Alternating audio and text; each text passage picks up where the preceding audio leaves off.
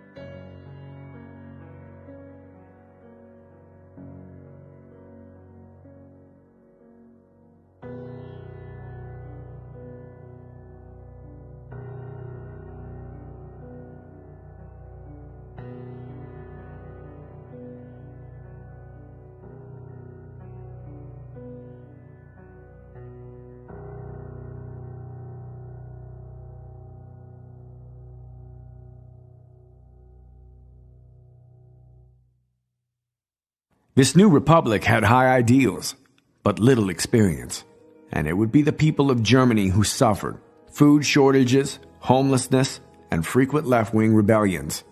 France would come to collect reparations in 1923 after Germany unsurprisingly defaulted on what was nearly $1 trillion payment by today's standards. France restructured the deal to $500 billion and accepted the rest in coal, steel, and other valuable resources, crippling Germany even more. Factories were shut down, businesses closed, fuel prices raised astronomically, And in January of 1923, by order of French Prime Minister Raymond Poincaré, the French 32nd Infantry Division marched across the eastern border into Germany, occupying the industrial valley of Ruhr. Apart from Belgium, the rest of the world was starting to see this as an act of spite, rather than reparation. The Treaty of Versailles was viewed by many the same way.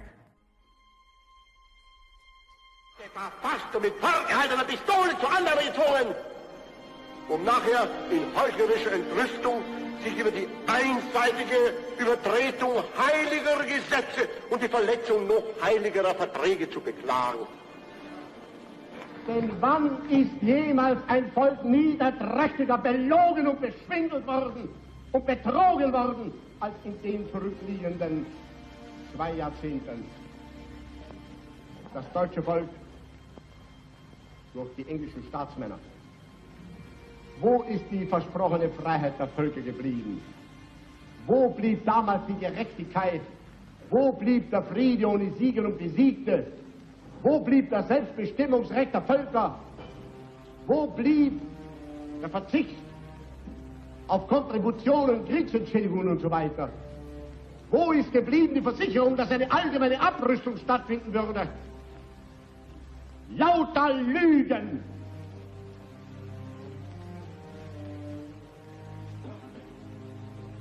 Man hat uns unsere Kolonien genommen, man hat unseren Handel vernichtet, man hat unsere Kriegsflotte geraubt, man hat Millionen Deutsche von uns weggerissen, man hat sie misshandeln lassen, man hat unser Volk ausgeplündert, man hat uns Kontributionen und Lasten aufgebürdet, die wir nicht in 100 Jahren hätten jemals abtragen können. Man hat uns in das tiefste Elend gestoßen. Und aus diesem Elend ist die nationalsozialistische Bewegung gekommen. Man soll heute nicht so tun, als ob man etwa einem Deutschland, das nicht nationalsozialistisch wäre, als ob man dem etwa das goldene britische Herz öffnen wollte. Das Deutschland, das wir einst kennenlernten, war, weiß Gott, alles andere als nationalsozialistisch. Das war demokratisch, das war weltbürgerlich, das glaubte blödsinnig auf Englisch, auf britische Versicherungen, auf britische Staatsmänner. Dieses Deutschland hat damit Vertrauen gehabt, es hat sich selbst abgerüstet, es hat sich selbst entwehrt und es ist nur betrogen worden. Und aus der Not, die daraus kam, ist unsere Bewegung gekommen.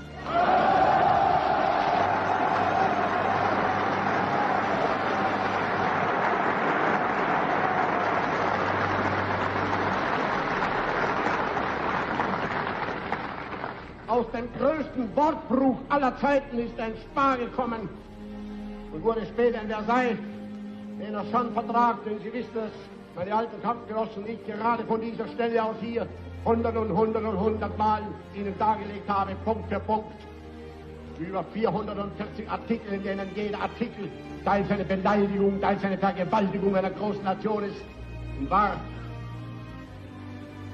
Die Folge davon war dann diese Zeit des Elends und der Verzweiflung, darunter auch die Zeit der Inflation, des Raubs an allen Sparguthaben, des Raubs an allen Lebensmöglichkeiten, die Zeit der großen Erwerbslosigkeit, des langsamen Verhungerns unseres Volkes, die Zeit der ungeheuren Selbstmorde in Deutschland. Und immerhin hat dieses Deutschland damals in 2 Jahren mehr Selbstmorde bekommen, als Amerikaner im Lauf des Krieges im Westen gefallen sind. The invasion was a spectacular failure on all fronts. It would last 3 years and never resulted in anything but long-term loss for France. What it would result in for Germany would be a rise of nationalism. Germans were already feeling a strong sense of resentment for the foreign Jews who they felt had brought them to this point.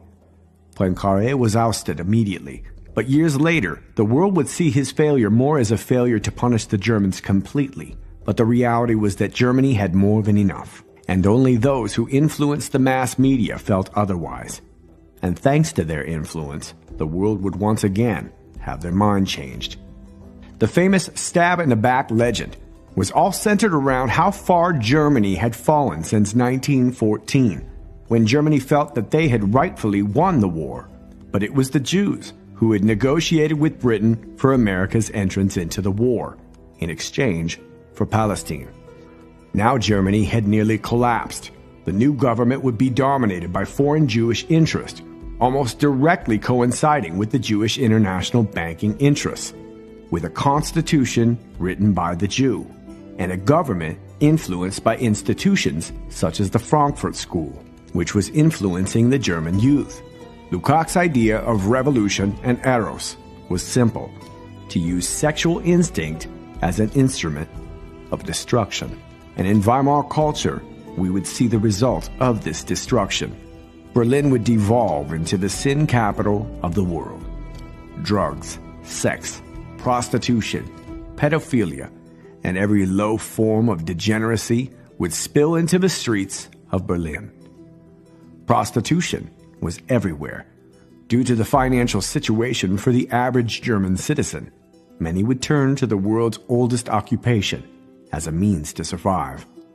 No perversion was denied. I saw pimps offering anything to anybody. Little boys, little girls, robust young men, libidinous women, animals.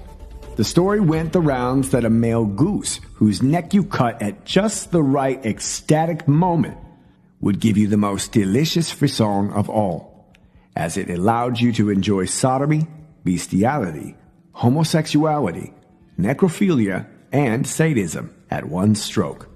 Gastronomy, too, as one could eat the goose afterward. Berlin had their own institute, created by Ashkenazi Jewish physician Magnus Hirschfeld. The Institute of Sexual Research, which attempted to give an air of scholastic respectability to their depraved behavior. The Institute published titles such as Aphrodisiacs, Prostitution, Sexual Catastrophes, Sexual Pathology. The perverted many so-called research papers were often anonymous accounts of severe perversions, such as bestiality, necrophilia, and pedophilia. The vulgar parts were sometimes written in Latin, perhaps to make it appear more highbrow. Hirschfeld himself published The Homosexuality of Men and Women, light entertainment and cabaret review shows, which was largely a Jewish endeavor, left little to the imagination and often resulted in orgies and public masturbation. By 1931, over 60% of German films were produced by Jews. 82% of film scripts by Jewish writers, an astounding amount, especially considering that in 1931, the Jewish population in Germany was less than 1%. One only need to see some of the titles of the review shows, books, and films to see that the old-fashioned views of self-control had given way to lust and the desire to satisfy it. The German culture was being replaced with a new, foreign culture of loose morals and desire for debauchery. One would be hard-pressed to find any local writers or directors in this field. What you would see would be a heavy presence of a small, foreign minority. Writers like Yvonne Bloch, known as the first sexologist, influenced to Sigmund Freud, and the man who discovered Marquis de Sade's manuscript of 120 Days of Sodom, a pornographic novel about young libertines who engage in all forms of sexual depravity, abuse, torture, and murder. Ludwig Levi-Lenz, German doctor who performed some of the first sex reassignment surgeries for the Hirschfeld Institute. Erotic novelist Leo Skidrovitz, army surgeon, neuropathicist, and electrotherapist Albert Eulenberg, who became interested in sexology later in his career and authored a work on algolagnia, which is the sensation of sexual pleasure from physical pain. The perversions even flirted with sexual murder.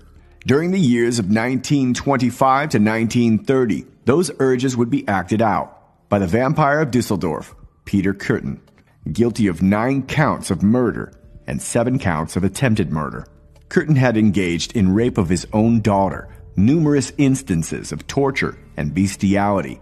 Kürten was involved in sexual assault even in prison. He eventually confessed to his wife so that she could turn him in and collect his reward. Kürten's reasoning? To strike back at an oppressive society. In the end, he blamed the failed system from which he had become a product. he received 9 death sentences. His last words, "Tell me, after my head is chopped off, will I still be able to hear, at least for a moment, the sound of my own blood gushing from the stump of my neck? That would be the pleasure to end all pleasures." The serial killer now became an icon for crime, and especially sex crime, which would be highlighted in film and literature. Child prostitution lined the streets of Berlin, as described by Sir Arthur Bryant in his 1940 work, Unfinished Victory. Most of them, the nightclubs and vice resorts, were owned and managed by Jews, and it was the Jew among the promoters of this trade who were remembered in after years. Children as young as 10 years old, mother-daughter teams, dominatrixes, all to be ordered by phone and serviced by taxi. With the abdication of Kaiser Wilhelm, the iconic image of the stoic, masculine German evolved into a more feminine, psychosexual male. In conquered German regions, soldiers took up cross-dressing and other fetishes. Rape became commonplace, particularly in the countryside. The most immediate danger to the capital was venereal disease.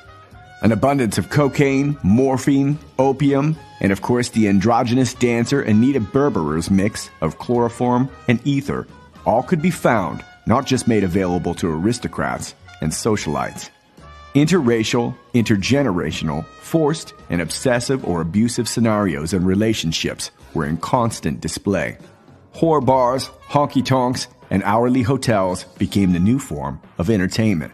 Fashion that blurred the line between masculine and feminine. Radium creams and tinctures from yohimbe bark sold to arouse desire. Many of the seamstresses of the day were white Russians from the toppled Russian Empire. Noble women turned working women who incorporated their style of flapper couture. While many of the Germans had lost everything following the Treaty of Versailles, charities such as Catholic Relief, the Red Cross, and the Salvation Army would move in to capitalize on the situation. Because of the severe inflation, many employees were paid by the day and had to hurry to deposit their money in the bank before the value of their salary could drop, sometimes by half. Paper scrips were issued at such a rate that the best value was often for kindling. The great inflation was briefly held off with the Weimar government introducing the Rentenmark, which helped to stabilize the economy overnight, and the Reichsmark came later in 1924 and would buy the administration a few more years. During May celebrations in Nuremberg, a whore queen was chosen in a competition open to all and given temporary jurisdiction over the municipality. Berlin nightlife? My word, the world hasn't seen anything like it. We used to have a first-class army. Now we have first-class perversions. The female image took on a strong-willed, independent tone that no longer needed the masculine male. Girl culture would define the mid-20s, as illustrated perfectly by American producer Florian Ziegfeld, producer of the famed New York Ziegfeld Follies. This kind of woman wasn't interested in finding a family, and was more sexual predator than partner. But these reversed role archetypes were nothing new then either. The same female-dominant sexual behavior that had led the biblical Israelites astray at Mount Sinai, and again at Baal Peor, were once again repackaged and sold to a war-weary Germany as liberating and progressive. Young men were also attracted to prostitution, offering themselves as wild boys, beaus, line boys, or doll boys. Before the Weimar Republic, Paris had been regarded as the hotspot, particularly for lesbian activity. But even many of these women migrated eastward and participated in Berlin's many social clubs, ice skating leagues, nudist retreats, sports associations, and even book clubs. I was told that some of those who looked most handsome and elegant were actually boys in disguise. It seemed incredible, considering the sovereign grace with which they displayed their saucy coats and hats. I wondered if they might be wearing little silks under their exquisite gowns. Must look kind of funny, I thought. A boy's body with a pink lace-trimmed shirt? Not very pleasant, though. Were there Russian princes among those picturesque, if somewhat revolting hermaphrodites? Or sons of Prussian generals who, in such a bizarre mode, protested against the rigid principles of their fathers? Hirschfeld is often referred to as the Einstein of sex. having founded the Scientific Humanitarian Committee in 1897 and serving as president of the World League for Sexual Reform. But much of his studies have only retarded the scientific community. Even to this day, Hirschfeld's sexual relativity suggested that the notion of only two sexes was unscientific and that there were an infinite number of possibilities, an idea that is steadily promoted today, but not necessarily a new idea, and most certainly not new to Judaism. In Tractate Yevamot 79b of the Babylonian Talmud, the following genders are recognized: androgynous, Eilanit, Ish, Isha, Saris, Saris Kama, Saris Adam, and Tumtum, with emphasis on words like pronouns and scientific research.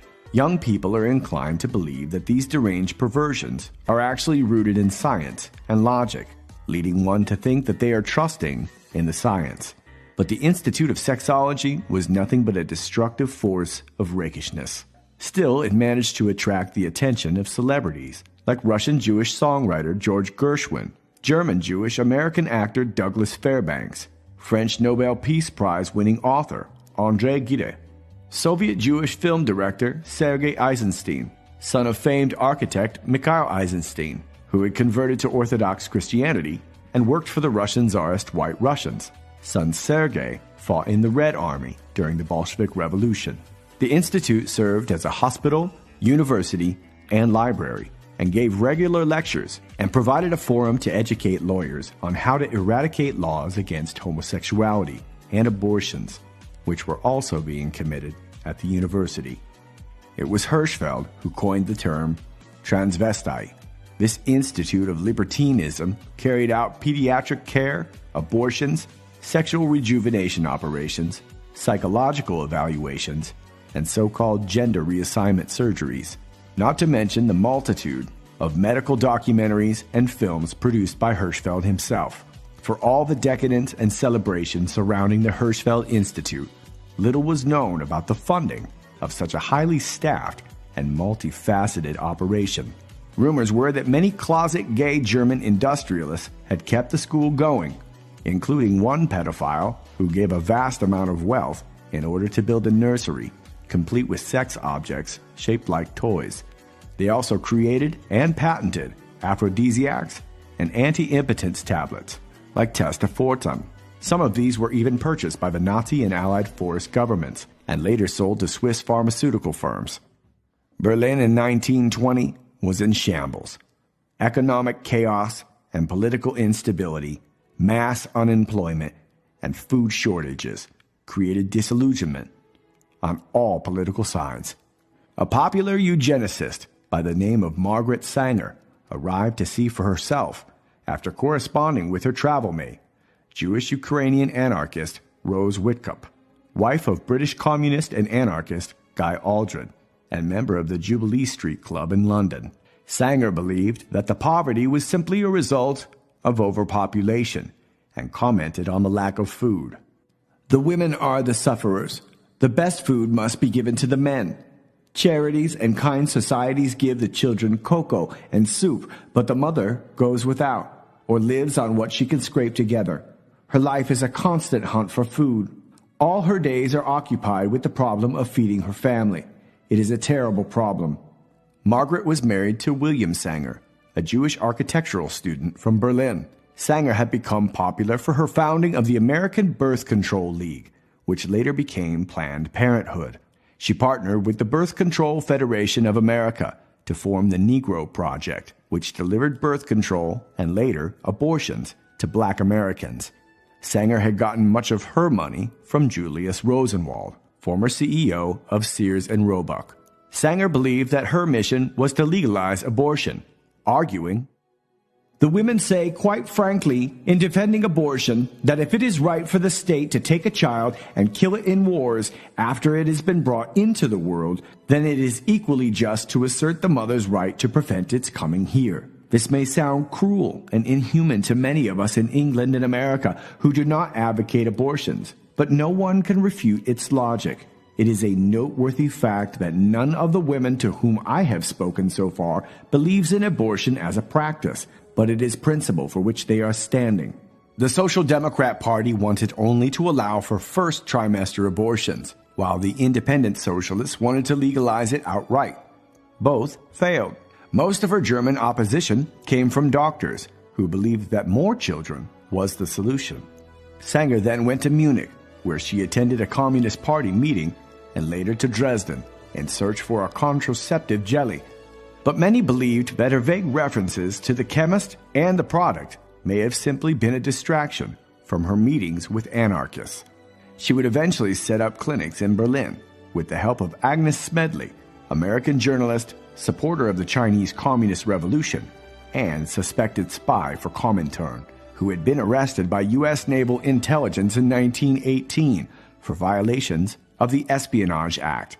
She later developed a relationship with Soviet spy master Richard Sorge, codenamed Ramsey, considered one of the most accomplished spies ever, also arrested for espionage. Perhaps the concerns about Sanger's dealings were warranted. At a dinner speech for the Women's Economic Club in Philadelphia, Sanger suggested that rather than sending aid for starving children in Germany and other European countries, the United States should send over a quantity of chloroform to put them out of their misery, and that it would be the best thing for the children and for the future of the world.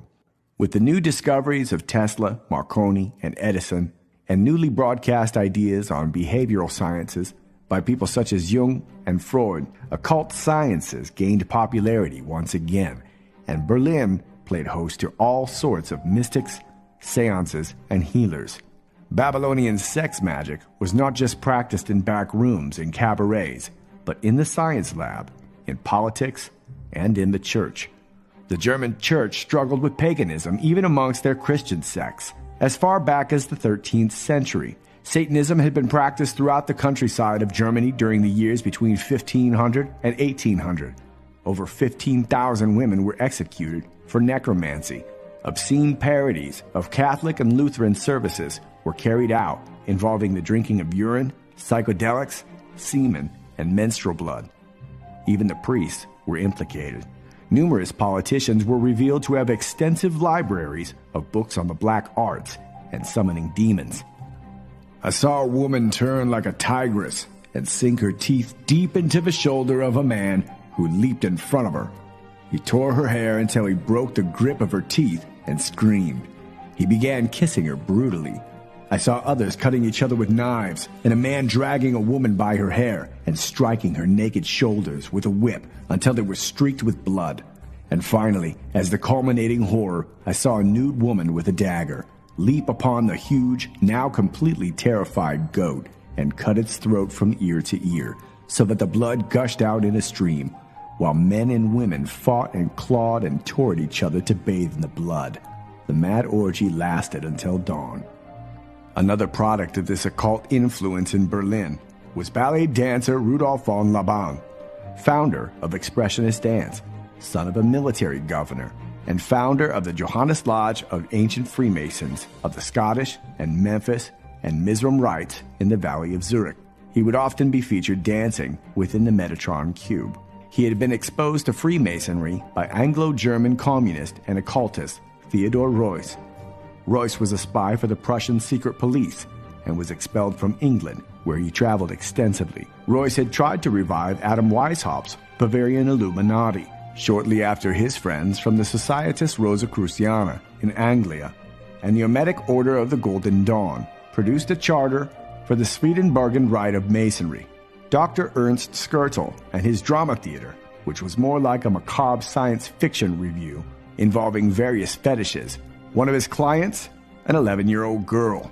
Skurtel hypnotized his dancers and encouraged them to move freely, an act that failed to capture the imagination of the audience. Hält sie ja überall im Land. Was halten Sie von denen? Ja, die meisten davon sind Hochstapler. Hat es immer gegeben, wird es immer geben. Insbesondere in einer Zeit, in der die Menschen eine übersteigerte Hilfe brauchen. Wissen Sie alles im Voraus? Wie ein Komponist Töne hört, spüre ich Kräfte, die aus Gedanken, Instinkten zusammengesetzt sind, Wünschen, Sehnsüchten und die direkt zu mir überströmen. Als Hellseher werden Sie doch bestimmt wissen, wer im Januar Reichskanzler wird. Wissen Sie es oder wissen Sie es nicht? In dieses Spiel mische ich mich nicht ein. Also wissen Sie es nicht. Ich habe mehrmals erklärt. Parteikämpfe, kein Kommentar. Sie wagen nichts zu sagen, weil Sie befürchten, dass sich herausstellen wird, dass Sie sich geirrt haben. Wie Sie alle wissen, irre ich mich nie. Dann sagen Sie es doch. Es geht nicht. Sind Sie feige? Ich bin Österreicher, ich bin Gast in diesem Land. Nicht der Einzige. Sie haben überhaupt keine Ahnung. Wieso geben Sie das nicht zu? Weil ich es weiß. Sie hätten, wenn Sie was darüber wüssten, doch bestimmt längst was gesagt.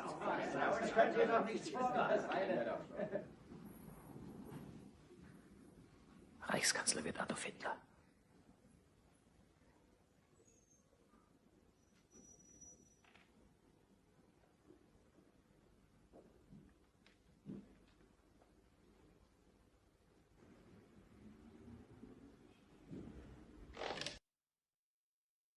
Herschel Chaim Steinschneider, otherwise known as Erich Jan Hanneson, was perhaps the most well-known clairvoyant of his time. Hanneson claimed to be of Danish descent, but he was a Moravian Jew, son of actor Siegfried Steinschneider. Hanneson traveled extensively with his performer parents. To the communists, he was known as the People's Stupefier, a conjurer, hypnotist, magician. After he had been caught deceiving the public during a strongman exhibition, Hanneson claimed that he could hypnotize a woman, Marta Farah, to perform the same feats of strength as strongman Zishy Breitbart. After a few performances, a suspicious Breitbart hired an engineer who threw a party for Hanneson's stagehands and locked them in during a crucial point in the show where Breitbart's heavy chains and weights were exchanged for props. Hanneson was briefly banned from performing but continued on. He was arrested in Czechoslovakia on charges of seducing local housewives and talk of being a time traveler. During this trial, he met Dr. Leopold Thoma, who worked as a psychic for the Vienna police. Hanneson and Thoma ran a number of occult sex schemes and moved to Berlin, where they conducted seances and sold sex creams. Drugs and orgies were a normal occurrence on Hanneson's yacht. On March 25, 1932, Hanneson claimed in his occult tabloid, Hanneson Zeitung, that Adolf Hitler would be the one to lead as Reichschancellor, shocking many. Members of the National Socialist Party began to frequent Hanneson's events, assuming his Danish origin. The bisexual libertine Count Wolf von Helldorf introduced Hanneson to Hitler, and once again, he proclaimed that the Führer would lead Germany. Just a few weeks after that, Hanneson held a grand seance where he gave another outlandish prediction that the Reichstag would be consumed by a divine fire. Only 20 hours later, he would be proven right again. This would also lead to his assassination on the 25th of March, 1933. Some believe he had improperly leaked sensitive information. Others believed that high-level members of Hitler's party were removing him out of jealousy. Still other rumors that he had been involved with the Reichstag fire itself, an arson attack on German parliament resulting in mass arrests of communists. As for Thoma, he quietly left for London, where he befriended the head of the Ordo Templi Orientis secret society, Aleister Crowley. The most prolific, visible, and controversial groups to arise during the interwar periods was the Fraternitas Saturni, a German magical order and creation of Eugen Grosch, Ptolemaic in nature, referring to Aleister Crowley's Ptolemaic pantheon, and concepts coming largely from Egyptian mysticism, Babylonian, and Jewish mystical Kabbalah. Egregor was the entity who harnesses the thought of the brotherhood, Egregor coming from the Greek egregor, meaning the watcher, a supernatural son of God, or Saturn, Satan. The Brotherhood, like many other organizations, would collapse during the Great Depression. The Weimar period saw a rise in a disturbing trend of Lustmord, the act of torturing or violating the victim to death. Many instances occurred simply by accident, from rough sexual play amongst consenting partners, although trickery and deceit could often lead to the victim discovering their fate at the last moment. Mutilation, annihilation, strangling, poisoning, dismemberment. For a brief period, antisocial behavior over the desire for money had become the primary motive for many of Berlin's murders. Two such cases were Fritz Haarmann, the werewolf of Hanover, who murdered at least 24 boys and young men between 1918 and 24, and the aforementioned Peter Kürten, Both of these characters have been perversely romanticized in folklore, and Curtin had been studied by Hirschfeld himself. But the Weimar era was showing the signs of instability and vulnerability. Political scandal had been an issue with this fledgling government. 1924, two Polish Jewish business owners, Julius and Henri Barmat, were granted permanent visas by President Frederick Ebert and had, by way of the National Postal Department, secured government investment in their businesses through bribes. These businesses then failed, and the government suffered huge losses. Chancellor Gustav Bauer was forced to resign. A few years later, three Jewish brothers of the name Sklarek had purchased a clothing company that outfitted agents of the municipality. False invoices for goods not delivered were soon discovered, and the fraud damage had reached 10 million marks. The brothers bribed numerous Weimar officials to cover it up, while much of the press claimed that this was simply another anti-Semitic attack. The corruption had been so deep that the court proceedings were 2,300 pages long. This became a turning point for the National Socialists, who had enough. Billy Sklarek died in Prague. Leo Sklarek was shot in a concentration camp. Macks Sklarek murdered in Auschwitz.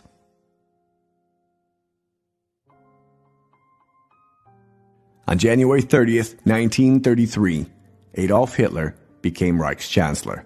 February 27th, the Reichstag building was destroyed by arson. In the blink of an eye, emergency powers were transferred to Hitler to prevent a Marxist uprising. The Weimar era was officially over, an era that history often does not teach unless lauding the achievements of Einstein, Freud, or Hirschfeld. But it was the dissoluteness of this era, one dominated and imposed upon Germans from the very foreign entity that walked them back into a war they had already won.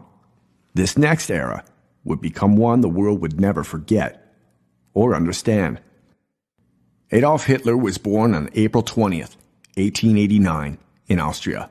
His father Alois was an illegitimate child who had taken his mother's name of Schicklgruber until 1876, when Alois convinced the Austrian government to change his name by recognizing his deceased stepfather, Johann Hitler, as his biological father.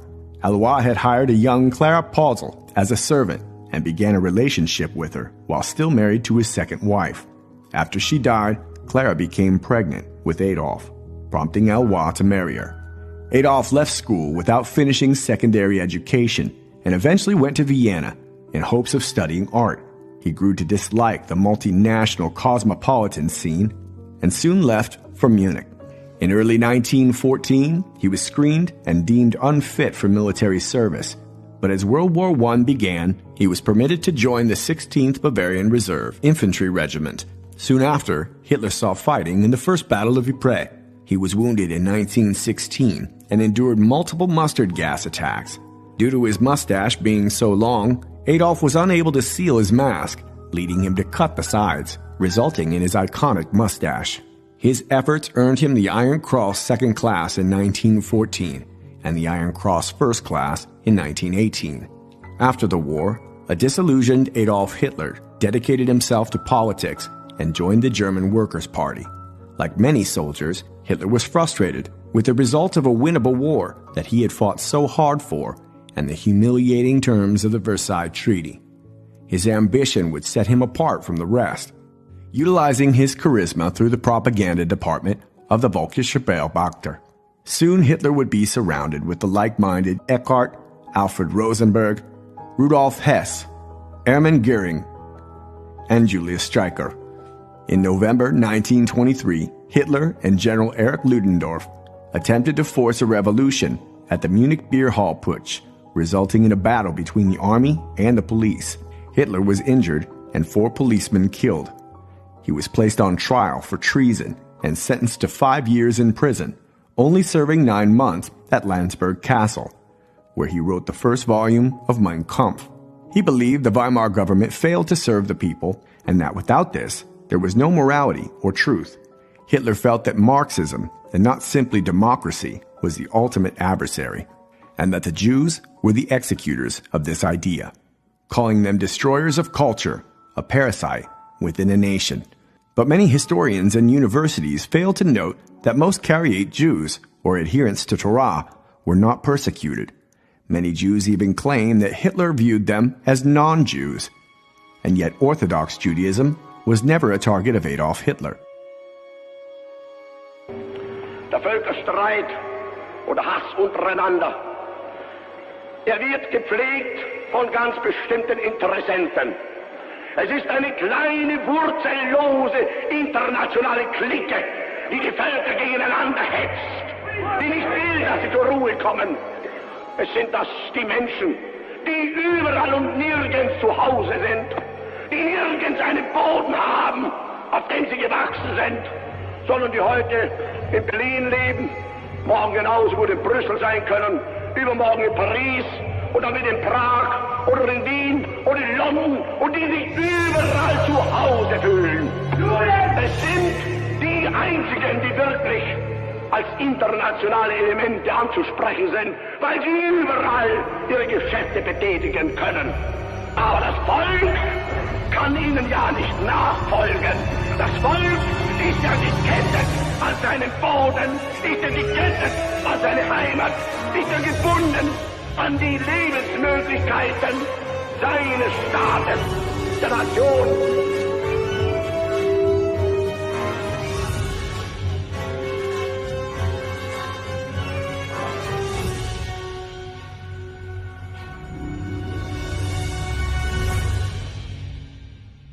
The party grew slowly but steadily, and by the Great Depression, and with the help of industrialist Alfred Hugenberg, Hitler would gain national attention, making the party now second largest in the nation. In 1932, Hitler opposed Hindenburg in the presidential election, and by 1933, Hindenburg offered Adolf Hitler the chancellorship of Germany. After the events of the Reichstag fire, the National Socialist Party invoked Article 48 of the Weimar Constitution, suspending civil liberties during national emergencies. Property rights, freedom of press and assembly, all suspended. Unlawful searches and seizures committed as well. Under the Enabling Act, this would require 31 votes from outside of the party, but the centrists would provide it. 440 votes registered, only 84 opposed. The Enabling Act gave Hitler the power he would require to command the armed forces. Years later, the Enabling Act would be discussed in regard to its distinct similarities to the Patriot Act in the USA during the Bush administration. A massive reach of power, and like the Reichstag fire, the Patriot Act came immediately after the events of 9/11. These unlawful perversions of the Constitution have been largely unreported, as most of the attention has been spent on the tragedy and lives lost. Discussion of these events were dismissed as unpatriotic, conspiracy theory, or simply untimely. As a new National Socialist Party and agenda would take shape under Hitler, nationalist ideals and resentment towards Jews grew through film and propaganda. The Frankfurt School moved to Geneva, then later to New York City, joining Columbia University, Berkeley, Princeton, and Brandeis. Today's Institute of Social Research promotes books by Weatherman Underground founder and terrorist Bill Ayers, Angela Davis, and many other various titles dealing with social justice, multiculturalism, and gender studies. The Jews responded. Boycotts and mass demonstrations calling for action in Europe and America. The war to end all wars had set the stage for yet another world war.